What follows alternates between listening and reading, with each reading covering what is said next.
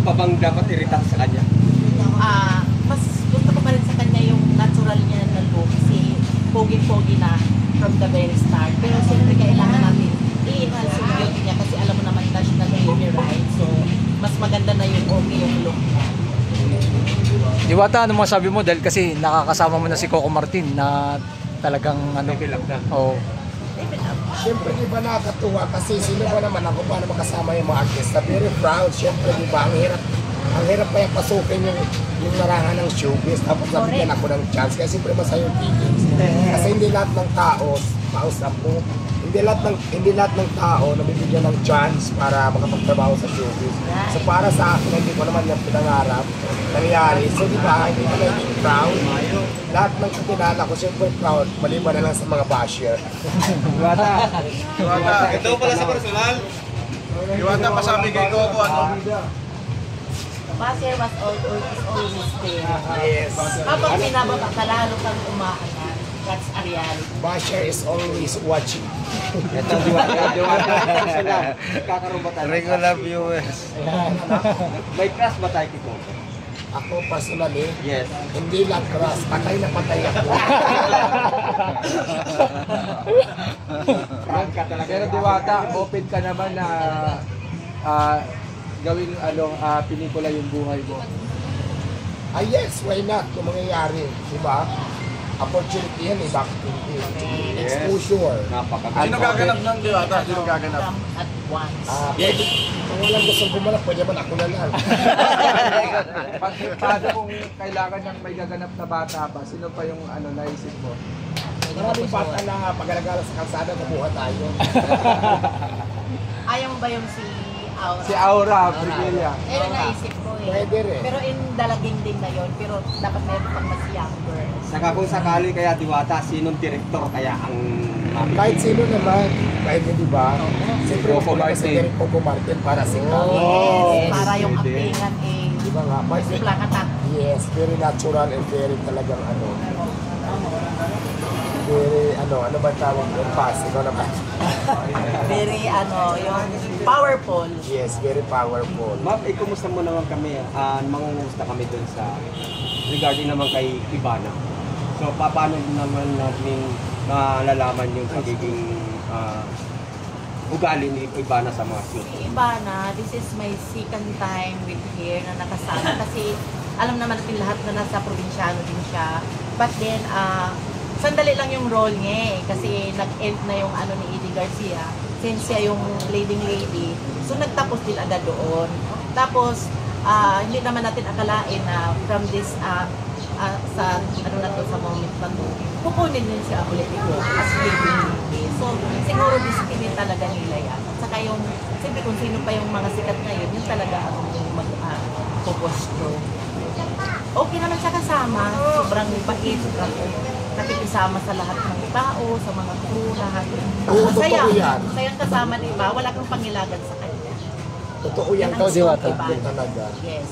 Katunayan nga, nagpa-picture ako. Nagpa-picture kami. Pinilit pa siya. Hindi ko lang pinupost kasi, di ba, nung bawal pa ata kasi Oo, mga kasi hindi pa naipalabas eh. Yung ano ko kasi doon, yung mga picture namin, meron pa ako mga alis-alis sa katawan, eh, bawal yung i-post, di ba? So, Dahil hindi pa i-post ko yan naipalabas. after na pinalabas na. Marami pa kayong abangan kasi marami kaming taping na hindi pa napapalabas. Yes. So, maraming palalabas pa sa mga. Ito pa lang Diwata, yung umpisa. Diwata, may possible ba si Ivana makakapasyal dito sa iyong parisan? Ayan. Bakit hindi? Kung magustuhan niya, di ba? Actually na, pag-usapan na nga yan namin kung ano ba, invite ka na kita sa parisan ko. Siyempre, iba-iba kasi ang atake ni Ivana Alawi. Siyempre, kailangan talaga paghandaan, di ba? For security na din. Di ba? If ever lang naman na pumayag, kailangan talaga paghandaan. Hindi gusto ka sana lang pumunta na kagaya lang natin kasi Important hindi naman yung yan security tao ng na tao. ordinaryong tao lang na kagaya ko, di ba no? So, ibang level na kasi yung mga sikat. Baka kasi mag-stampede dito. True, baka mga biglang dumugin, tapos mabastos o kung ano man, kailangan talaga pagplanuhan. Diwata, nagpaparamdam na rin si Rosmar na bibisita sa baluarte mo. Ay bakit hindi? Kasi di ba ako naman welcome sa lahat. Actually si Ma'am Rosmar, nakausap ko siya through on TikTok. Pero okay naman. Pero syempre hindi ko pa rin sinasabi kung pupunta siya. Malay mo, chika-chika lang. Pero kung pupunta sila dito sa akin, welcome naman ang lahat. Lahat welcome, kahit sino pwede pumunta sa akin, welcome. Siyempre ano ko yan, exposure, di ba? Opportunities, at sikatan at ganda-gandahan ako. Hindi ka pa mapapayag. So all welcome sa lahat ng vlogger, influencer, lahat man yan. Basta gusto pumunta sa akin, all welcome. Diwata, sa gitna ng sobrang busy mo dito sa negosyo mo, may oras ka pa rin sa mga shooting kahit sobrang puyat ka na. Ano yung pinanghuhugutan natin? Wala naman, kasi siyempre, kaya naman dahil ang ano ko naman yung shooting na hindi naman araw-araw, di ba?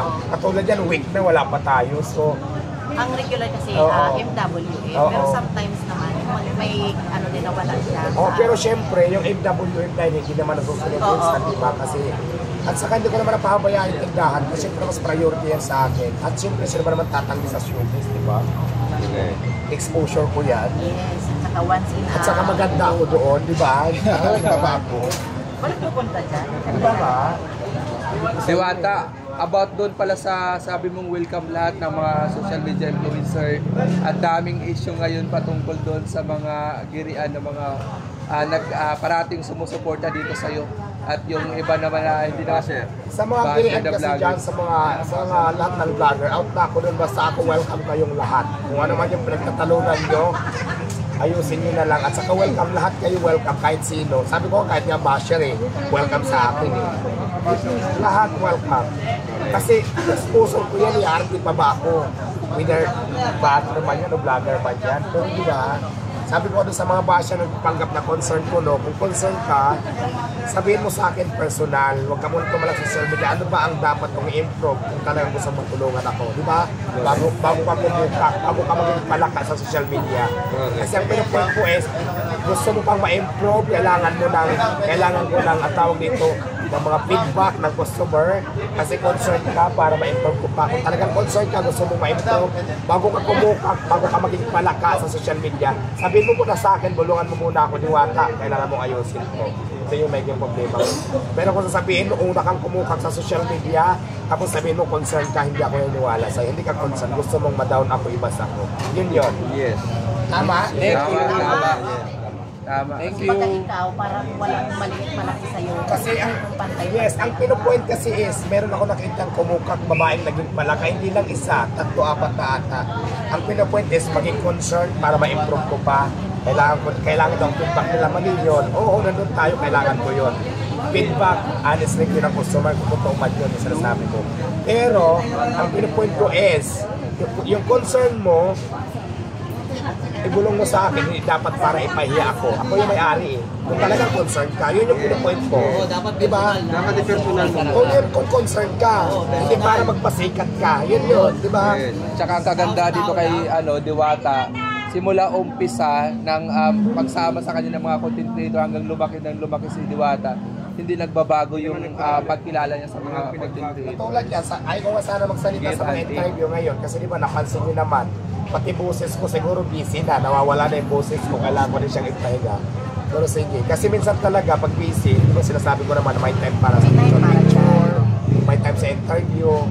Kasi marami akong ginagawa, hindi lang naman kayo inintindi ko Tapos pag napiyawan ako ng camera, napidyon ako na, ay ayoko muna interview doon muna, wala mo na picture. Kasi ganun yung ugali ko Correct. Sabihin masama na, malaki ng ulo, wala na akong pakialam doon sa inyo, kung yan ang feelings yun. Pag-usin. Sa ako, sinasabi ko na ngayon pa lang sa inyo.